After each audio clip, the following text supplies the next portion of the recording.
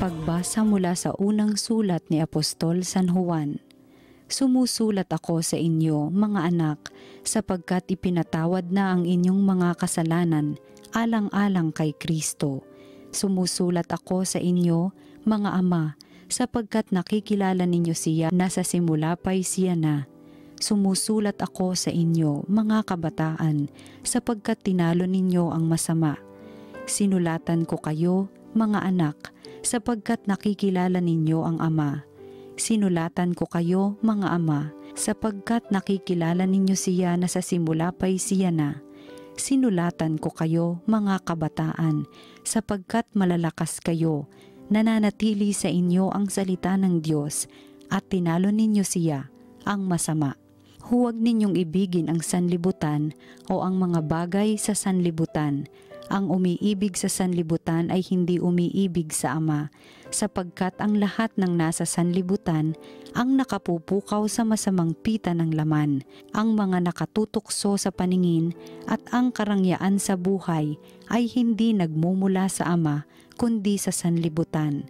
Mapaparam ang sanlibutan at lahat ng kinahuhumalingan nito, ngunit ang sumusunod sa kalooban ng Diyos ay mabubuhay magpakailanman.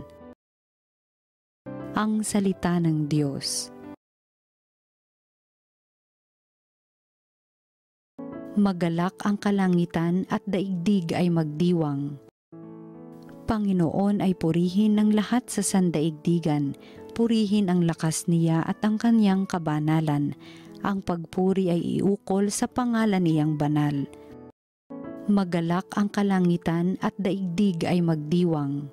Dumulog sa kanyang templo't maghandog ng mga alay, kung Panginooy dumating sa likas niyang kabanalan, humarap na nanginginig ang lahat sa daigdigan.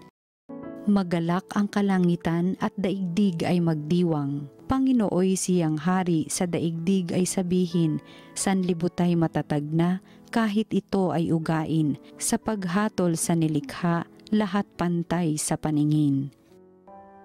Magalak ang kalangitan at daigdig ay magdiwang. Ang mabuting balita ng Panginoon ayon kay San Lucas. Noong panahong iyon, naroon sa templo ang isang propetang babae na ang pangalan ay Ana, anak ni Fanuel na mula sa lipi ni Aser. Siya'y napakatanda na. 7 taon lamang silang nagsama ng kanyang asawa nang siya'y mabalo. At ngayon, 84 na taon na siya. Lagi siya sa templo at araw-gabi sumasamba sa Diyos sa pamamagitan ng pag-aayuno at pananalangin.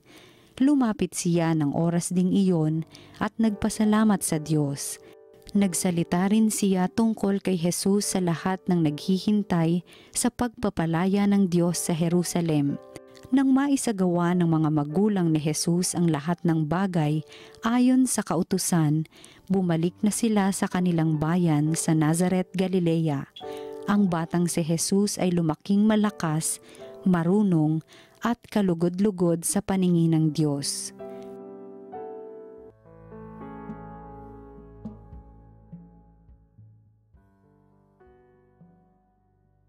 Magandang araw po sa inyong lahat. Ako po si Father Herbie Santos, Parish Priest ng Parish of the Lord of Divine Mercy ng Diocese ng Cubao. Welcome to Salita ng Diyos, Salita ng Buhay. Meron pong mga taong tumatandang punong-puno ng takot at pangamba. Kaya sila'y nagiging bugnutin, masungit at mainipin. Pero meron din namang ibang tumatandang maganda. They are the ones who grow old graciously. Sa Ebanghelyo ngayon, si Ana na anak ni Fanuel ay napaka-aktibo sa templo bilang isang propeta kahit sa edad na 84. Naroon na ang lahat ng dahilan para maging bitter si Ana sa kanyang katandaan. Actually, nung bata pa siya, may maganda namang kabukasan na nag-aantay para kay Ana. Maaga siyang nag-asawa At siguro kasama ang kanyang asawa, malamang ay nangarap siya na magkaroon ng maganda at kasiyasiyang buhay kasama ang maraming magiging anak nila. Ngunit 7 taon lamang ang nakaraan pagkatapos ng kanyang kasal, sumapit sa buhay niya ang trahedya. Ang kanyang asawa ay namatay nang hindi inaasahan. At ang lahat ng kanyang mga pangarap ay naglaho. Ano ba ang ibig sabihin ng pagiging balo noong panahon ni Jesus?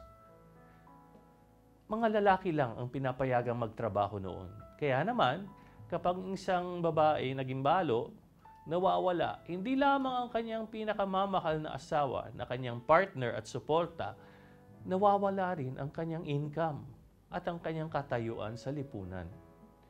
Kaya pwedeng sabihin na sa puntong iyon, parang tapos na ang buhay ni Ana. Ngunit alam natin sa ating ebanghelyo na ang kanyang buhay ay malayong matapos pa. Siya ay mabubuhay pa ng 60 taon hanggang sa edad na 84. Kahit na siya ay isang balo, hindi siya naging bitter. Wala siyang sama ng loob.